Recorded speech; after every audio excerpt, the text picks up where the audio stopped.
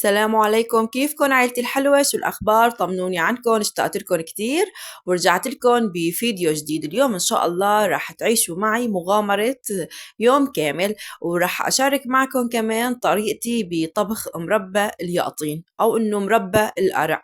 هلا نحن بمدينة حلب بنقول له إنه مربى القرع، يعني لأنه في كتير بنات بيكتبوا لي إنه أحيانا في كلمات ما بنفهمها عليكي. المهم يا حبيبات قلبي، فأول شي طبعا أنا هون فقت، هون كان يوم الجمعة، فقت بكير وخلص حاطة ببالي إنه أنا إن شاء الله بدي أبلش تصوير. يعني تقريبا هون كانت الساعة 8 الصبح. قمت أول شي عملت القهوة، وما في لا أحلى ولا أطيب من فنجان القهوة الصبح، بيخليني هيك أصحصح وأتنشط وأقوم على شغل البيت بكل همة والحمد لله. وإذا أنتوا عم بتتابعوني جديد فأهلا وسهلا فيكن، اشتركوا بقناتي، انضموا لعائلتي، فيكن بكبر وتابعوني وإن شاء الله رح تحبوا المحتوى، وحطوا لي لايكات كتيرة طبعا. وأهم شي طبعا لما بتفتحوا الفيديو إنه تحطوا لايك وتكتبوا تعليق لحتى الفيديو يرتفع. وطبعا شكرا كتير كتير لكم على الكلام وعلى التفاعل وعلى كل شي، عن جد الله يسعدكم جميعا يا رب. هون اجيت بعد ما شربت القهوة، راح زوجي منشان بده يجيب الفطور. نحن عنا من تقاليد وطقوس يوم الجمعة لازم نفطر بكير، وكمان نفطر فول أو إنه أنا أحيانا بالبيت بطبخ مامونية وهو بيروح بيجيب الشعيبيات. بس طبعا بهذا اليوم يعني هيك بتعرفوا جو البرد بتحسوا بده هيك أكلة تكون بتدفي، فإنه فول وجنبه بصل وخضرة بتحسوا عن جد يعني إنه هيك إنه في أجواء دفى سبحان الله. على فكرة يعني نحن بنسبة كتير عالية، يعني كتير أيام بس إنه فطرنا الفول ما بنرجع بنتغدى خلص، يعني إنه ممكن المساء بالسهرة الواحد هيك نسوي براد شاي، بنحط حواضر كعكة وشاي وهيك وخلص لتاني يوم حتى أطبخ. لأنه نحن في عنا يومين عطلة يلي هن الجمعة والسبت، فنحن أحيانا بنكتفي يوم الجمعة بإنه بس بنفطر فول، ويوم السبت أنا بعمل طبخة تقيلة. يعني هو مو دائما هيك حسب، بس إنه بنسبة كتير عالية هيك لأنه الفول بيكون كتير تقيل. يعني ما فيك هيك تاكلي فول وبعد شي ساعة ساعتين بتقومي ترجعي تتغدي. أكلة بتكون هيك خلصنا بتحسوا طول اليوم إنه أنتوا شبعانين. هو سبحان الله يعني الطبخات التقليدية الشعبية، الأكلات الشعبية كلياتها بيكون فيها بركة، غير إنه مثلا بيكون سعرها أرخص من أي شيء تاني، كمان هي بتكون هيك فيها بركة للجسم، فيها بركة للعيلة الكبيرة وهيك سبحان الله. كل شيء قديم بيكون في له نكهة غير. هون اجيت بدي أفرم اليقطينة، وهلكت فيها وندمت اني بلشت فيها لحالي، قلت يا ريت انه مخليه زوجي هو يساوي لي اياها. ليش؟ لانه السكينه كتير كبيره، وانا يعني اللي يعطيني كأنه عم بشتغل بحجر كتير قاسية، وخايفة يعني عم بشتغل عيني على الشغل والعين التانية على الكاميرا، وقلبي مطني لأنه يعني أنجرح، لأنه إلي بالعادة إنه هيك بس أكون شوي يعني متلبكة بالتصوير وبدي أساوي شغلة وما بعرف، يعني ألف قصة فوق راسي ما بلاقي غير جرحت إيدي. فهون يعني عم بشتغل بحذر وبنفس الوقت عم بشتغل على مهلي بصراحة. المهم الحمد لله يعني تمت المهمة بنجاح، وجبت هاي القطاعة لحتى أقطعه ياخد هذا الشكل الحلو. طبعا مربى القرع أو إنه مربى اليقطين هو من أسهل أنواع المربى، ونحن طبعا هذا المربى يعني بنعمله بنقدمه جنب فنجان القهوة.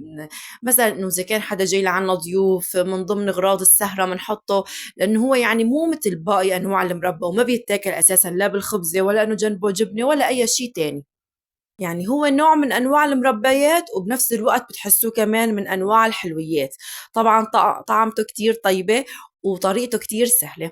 أنا هون بعد ما قطعت اليقطين وغسلته كتير منيح، زنته فطلع عندي إنه هو كيلين و300 غرام ماشي.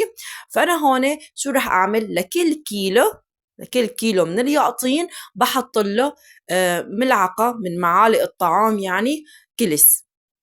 بس طبعا اول شي هون اجيت بدي اغسله، لانه شفته حاطته كنت على المجلة وهيك، فقلت اول شي خليني اغسله كتير منيح وبعدين بحطه بمية الكلس. فيلي صار فيني هون إنه أنا بعتت ابني على المحل يلي جنب بيتي ما لقى لي كلس، شو بدي أعمل؟ فوالله تركته هون بالمي يعني حتى إنه ما يتغير لونه وهيك، وإجيت مسحت المكان يلي كنت عم بشتغل فيه، وكان هون طبعا جاي زوجي وجايب لي الفطور، قلت لحالي خليني أفطرن، وبعدين والله رحت صليت الظهر، وبعدين إجا لعندي أخوي كمان قعدنا شربنا قهوة لبين ما راح ابني على البلد جاب لي إنه الكلس وإجا. لأنه يعني الكلس هو ما بيتوفر بأي محل. طبعا هلا راح تشوفوه يعني هو فيك تجيبيه، أنا جبته من محل عطار، يمكن عند أي عطار بتلاقوه، بس إنه محل سمان سوبر ماركت وهيك ما بتلاقوه. طبعا ضروري يعني هي خطوة كتير مهمة إنه نحن ننقع اليقطين بمحلول الكلس. هون اجيت بدي افضي الفول، طبعا نحن قسم بيحب الفول بحمض وقسم بيحب الفول بطحينة، فبنجيب من النوعين وحمص وفلافل وهيك، والحمد لله على كل حال، والله يديم علينا وعليكم النعم يا رب. وانتو هلأ كمان كتبولي بالتعليقات كيف بتقضوا يوم العطلة، وبتقضوه بالبيت ولا لا بتحبوا انه تطلعوا برات البيت تفطروا وتقضوا يومكم يعني بشي مكان. هلأ شوفوا انا حدا للأمانة يعني بنسبة كتير قليلة ما بحب اني اطلع اكل برات البيت، بفضل اني اكل بالبيت، وبعد هيك لما بدي اروح مشوار اكون بس هيك انه متفرجة، بحب اروح مشوار دورة، انه هيك اقعد بالسيارة او انه بالميتور بشوف الدنيا بتفتل. هي يعني النهار يلي أنا ما إنه عندي تسوق، ما عندي مواعيد، ما عندي أي شيء، بس إنه هيك حابة أطلع وأشوف الدنيا. ما بحب إني آكل برا، يعني هيك بطلع لبرا ما بحس حالي إنه أنا مشتهية، يعني خلص ما أنا منقبة بدي أشيل النقاب وآكل وما بعرف شو، بقول لحالي خلص أنا باكل بالبيت بكل راحتي، وبطلع برات البيت خلص بشوف بس الدنيا. يعني حتى والله أحيانا بنطلع يعني، فإنه زوجي بيشرب قهوة إن كنا واقفين على الجبل أو شي، بقول له أنا ما بدي، بس أروح على البيت بشرب. هيك ما برتاح، لأنه سبحان الله كل حدا كيف بيرتاح. طبعا مو إنه ما برتاح لأنه أنا منقبة، لا، المنقبة فيها تعيش حياتها مثل ما بدها، بس أنا ما بحب إني آكل برات البيت، هيك بحس إنه بتصد نفسي. بالبيت خلصنا بطلع مثلا على الحديقة أو إنه جوا، أحيانا كتيرة حتى على الحديقة ما بحب إني أطلع، يعني والله حتى أيام كتيرة إنه على جنينة بيتي ما بحب إني أطلع، بيعدي علي يومين وثلاثة أنا باب الصيفية مالي فاتحته، إنه خلاص بس إنه جوات البيت. أحيانا الواحد بيكون بحاجة لإنه يكون بمكان مغلق ما يشوف فيه شيء أبدا، هيك يهدى يركن، ما بعرف هيك شغلات يعني. يمكن انه بس الناس اللي بيحبوا الهدوء هن رح يفهموا علي شو قصدي. طبعا هون يا حبيبات قلبي انا جبت الكلس، لكل كيلو من اليقطين بنحط له ملعقة هيك كبيرة من الكلس مثل ما واضح معكم، حطيته للكلس، حطيت أنا هون معلقتين ونص، لأنه في عندي كليين و300 غرام مثل ما قلت لكم، فأنا قلت خلاص يعني هيك بيكون كافي، والحمد لله الحمد لله كانت كتير ميسرة وطلعت النتيجة بتجنن، وانتو هلا رح تشوفوها بعد شوي. طبعا نحن شو بنعمل؟ بنجيب الكلس وبنحط له مي تقريبا يعني انه حتى ينغمر، يعني ما في عيار للمي بهاي الشغلة، ومنحركه صبايا ومنتركه ربع ساعة لحتى يرقد، لأنه نحن ما بدنا ناخد المحلول يلي بيكون هيك كتير خشن، لا، منتركه لحتى يرقد، ومناخد المي يلي من فوق مثل ما كان واضح معكم. طبعا أنا صورت الخطوات كلها، يعني انتي لمجرد ما انك تحركيه وتتركيه شي ربع ساعة يعني 15 ل 20 دقيقة لحاله بيرقد، وانتي كمان عم بتصبي المي كمان ما بيطلع، يعني بضل مرقد مثل ما كان واضح معكم. انا هون خلاص خلصت مهمتي بهذا اليوم، مثل ما واضح معكم حركته وحطيته وبعد هيك غطيته بكيس وتركته. طبعا لازم نتركه 15 ساعة، وبعد هيك بنكمل الخطوة الثانية إن شاء الله. أنا هون خلصت ورتبت المطبخ وسويت كاسة شاي بعد هيك فطور يعني، وبهالجو البارد ما في أطيب منا مع العيلة. هون طبعا كنت بالبيت، عن جد البيت بارد يعني بوز، طلعت على الشمس حرفيا ما فيكن تقعدوا، كانت كتير شوب سبحان الله. هلا بهاي الفترة بيصير إنه البيوت باردة، بس إنه برا الجو وقت الظهر بيكون كتير حلو. الله يكون معنا ويرحمنا برحمته الواسعة أحسن شي بكل مراحل حياتنا. دائما هيك الواحد يضل يقول يا رب كون معي، يا رب ضل معي، أي شي بدك إياه، أي شي حاسستي إنه هو صعب، أي شي حاسستي إنه هو مستحيل إنه يصير، انتي قوي قلبك وادعي وسلمي أمرك لرب العالمين، بالوقت المناسب رح يصير، لأنه رب العالمين ما عنده إلا كل خير. هون طبعا بعد 15 ساعة رجعت رح أغسل الياقطين كتير كتير منيح من مية محلول الكلس، يعني وجهين 3 4 ضلوا عم تغسلوه لحتى تشوفوا إنه خلص المي صارت نظيفة مثل ما إنه عم تنزل من الحنفية نحن عم نكبها. هلأ بالنسبة لهذا النوع من المربى فهو يعني مراحله كتيرة وبدك تشتغليه على يومين، بس عن جد النتيجة بتكون كتير كويسة.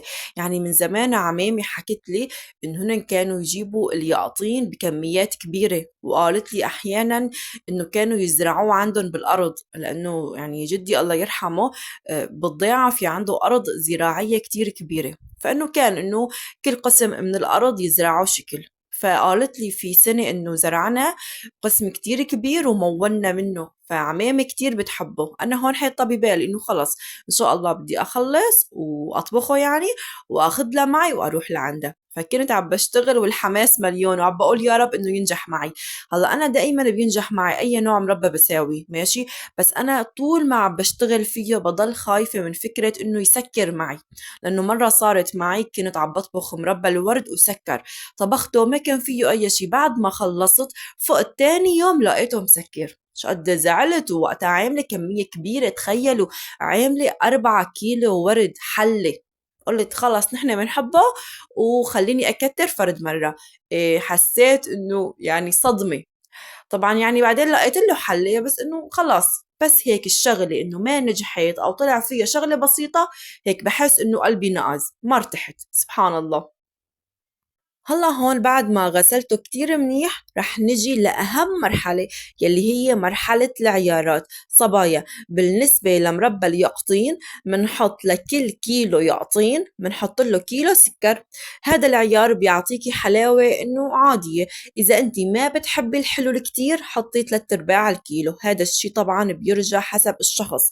انا هون في عندي مثل ما قلت لكم كيلين و300 غرام من اليقطين، حطيت لهم كيلين و300 غرام من السكر.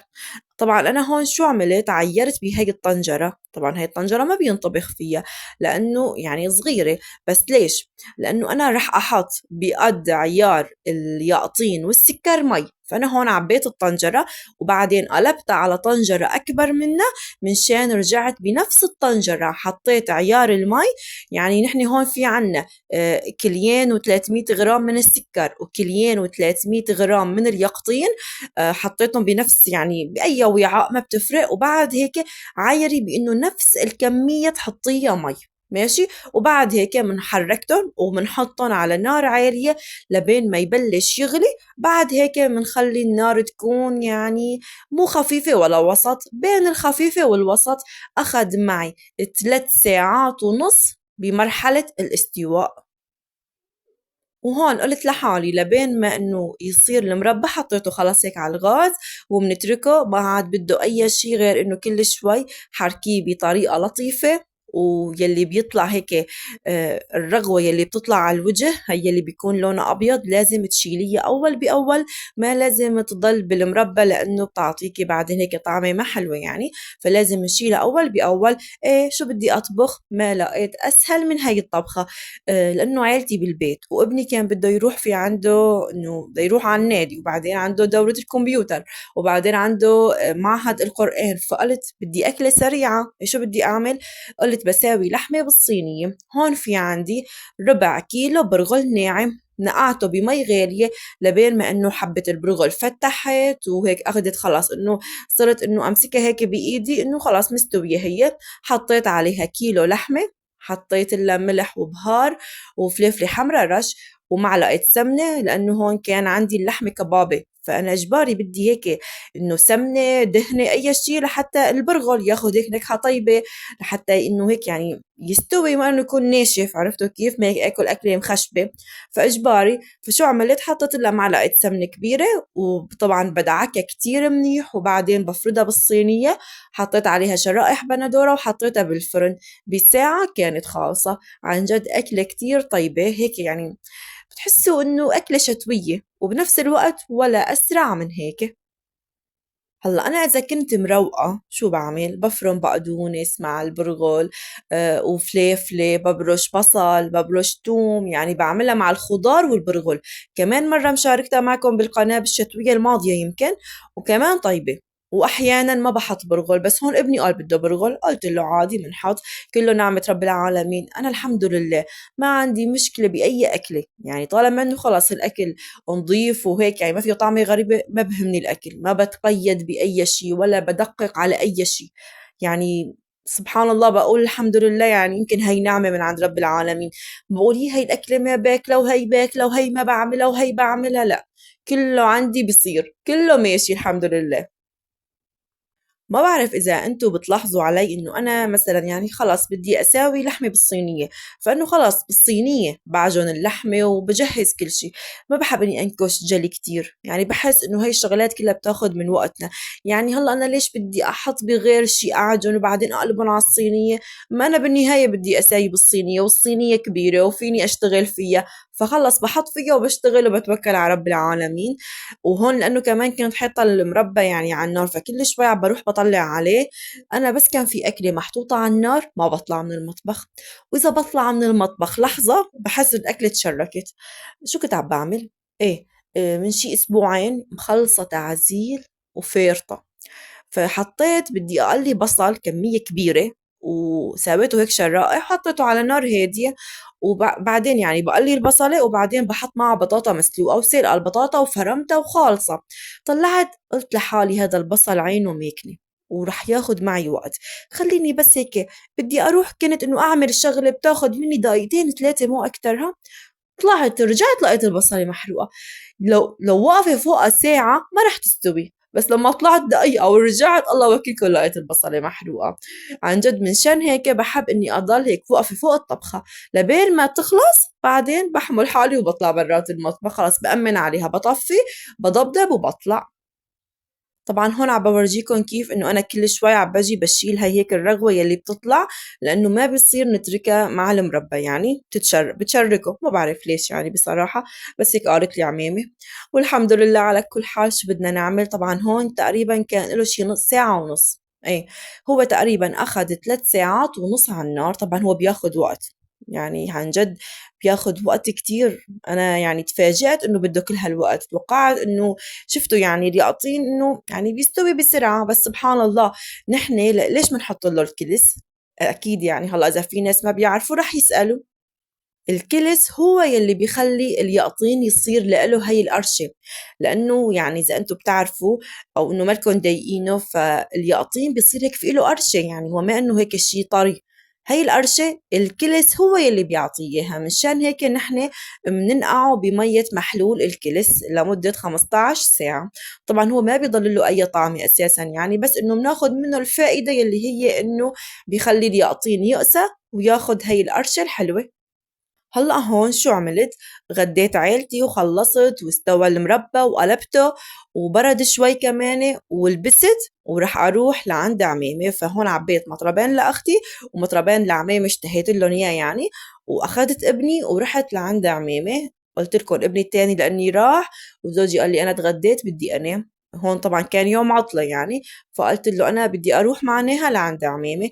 لأنه عمامي وأختي ساكنين جنب بعضهم، أختي كان بدها ابني يروح يعبي لها مي ويشتري لها أغراض وهيك، فقلت يلا فرد مرة هو رايح أنا بروح معه. وهون طبعا يعني خلص الفيديو بهذا اليوم، وحبيت إني أكمل معكم شوية لقطات باليوم يلي بعده.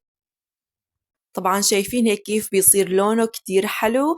وطبعا بعد شوي كمان رح أرجع أصوره معكم برا على الشمس لحتى تشوفوا كيف لازم يكون اللون وقت نحن نطفي النار عنه.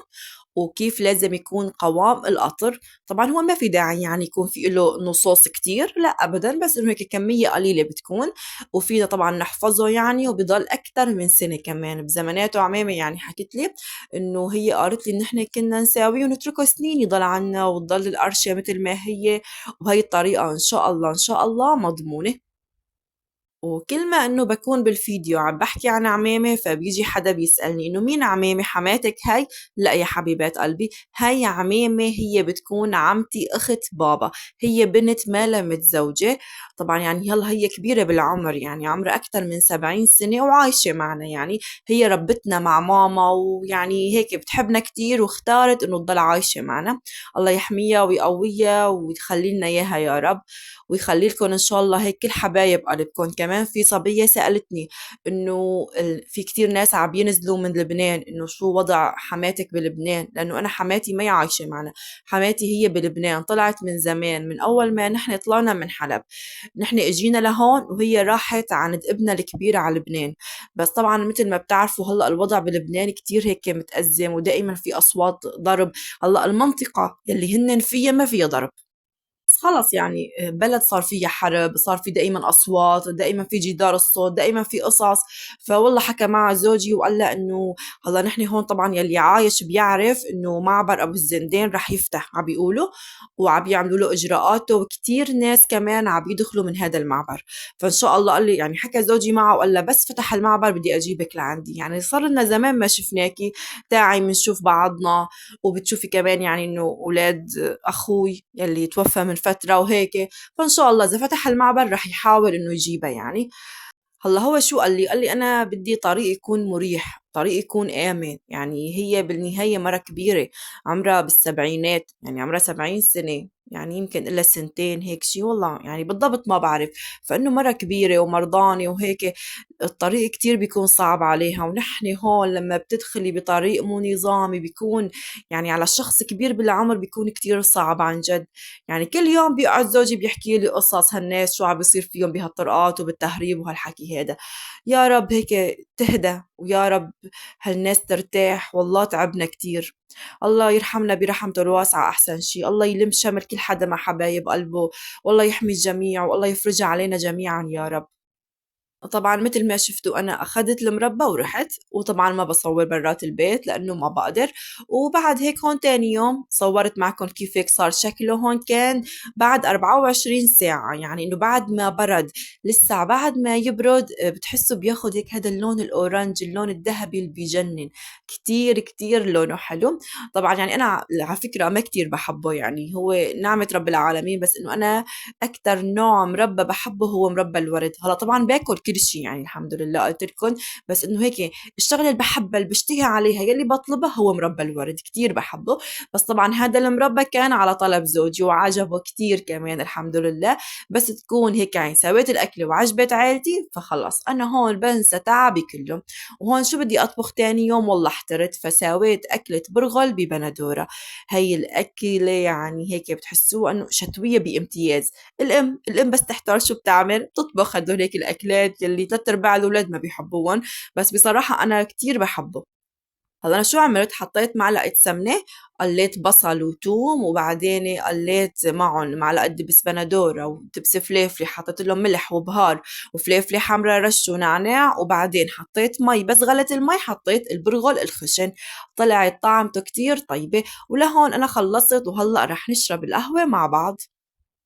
وبس هيك والله وصلت معكم لنهاية فيديو اليوم. إن شاء الله يكون حبيتوا الفيديو واستفدتوا واستمتعتوا كمان. كتبوا لي شو رأيكم بالتعليقات، كتبوا لي شو رأيكم بطريقتي بطبخ المربى وبالروتين كله، رأيكم كتير بيهمني. وانتظروني بكل جديد إن شاء الله. يعني بتعرفوا هلا بقى قرب الشتاء ورح نبلش نجهز للشتاء، بس كل حدا طبعا بيجهز بطريقته. انتظروني بفيديوهات كتير حلوة، وإن شاء الله تضلوا بألف خير يا رب. سلامات.